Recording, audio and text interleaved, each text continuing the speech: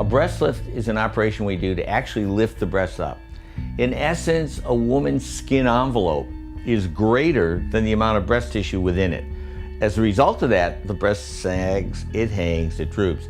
So when we lift the breast, we're taking out excess skin, reshaping, recontouring the breast so it's perkier, is lifted up, and looks more natural. The way it was before a woman, say for example, had children.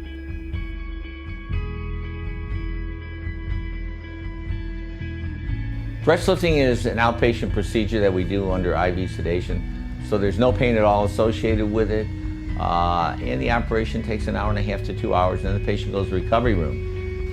They remain in recovery room for maybe another hour, hour and a half, and they go home.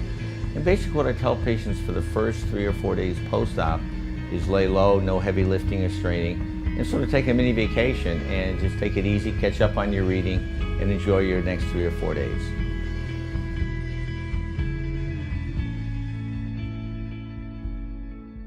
The scars after a breast lift involve usually an incision around the areolar complex and then sort of an inverted T. Some people have described it as a lollipop incision.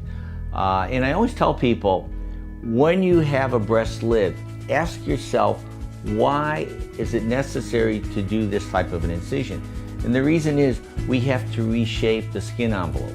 The problem with a ptotic or sagging breast is there's more skin relative to the volume of breast tissue. So we have to recontour, reshape the skin envelope. And that of necessity requires making incisions. Usually the final scars will be an incision around the areolar complex and then the inverted T or the lollipop.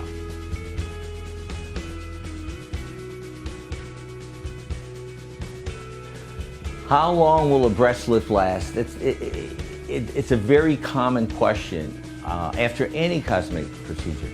And I always tell patients very simply, it depends on the quality of skin at the time you do the lift. For example, if you were to take a new rubber band right out of the box and you were to stretch it, it snaps right back. Now you take that rubber band and you age it. In the case of a breast, for example, when a woman gets pregnant, her breasts enlarge, the skin envelope stretches, the elastic bands in the skin break, and so there's no recoil, there's no elasticity. We've lost that. So a lot depends on the quality of the skin at the time you do a lift. The more stretch marks, the more aged the skin is, the less longevity there is. And I always tell patients, you may need to come back in 2, 3, 4, 5 years to have it retightened.